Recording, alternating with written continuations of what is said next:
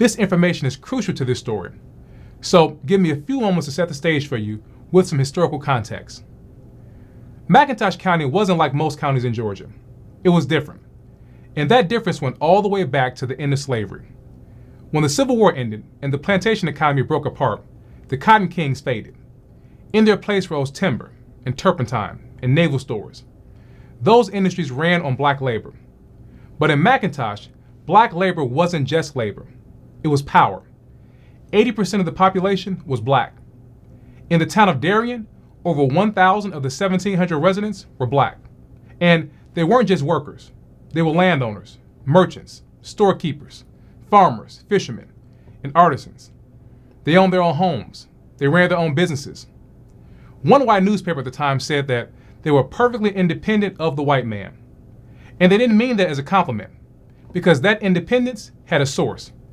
And his name was Tunis Campbell. Campbell came down from New Jersey during Reconstruction, and he built something really radical.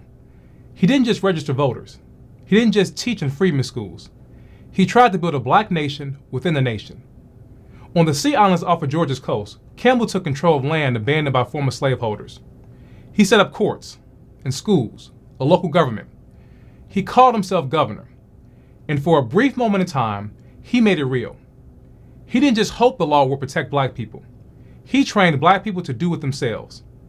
He organized a militia of 300 black men, uniformed and armed. And that militia wasn't just for show. When white land speculators tried to force their way in, Campbell's men turned them back with force. They didn't blink. The federal government sent troops to remove him. The state brought charges. White planters offered bribes. He wouldn't back down. And when they couldn't buy him or beat him, they burned his home, tried to poison him, and threw him in jail. He got out and he left the islands, but he did not stop. He went inland to McIntosh County, bought 1,200 acres of land, built a farming cooperative, rebuilt his base. That's why this place was different. That's why McIntosh County was a political stronghold long after the rest of Georgia switched political parties. That's why white officials could never fully lock it down, because the memory of Campbell lived on, not in speeches, but in structure, in training, in community, and how black people organized themselves. Black people in McIntosh County remembered how to defend its own. And in 1899, when the law came for one of their best, they didn't hesitate. They got ready.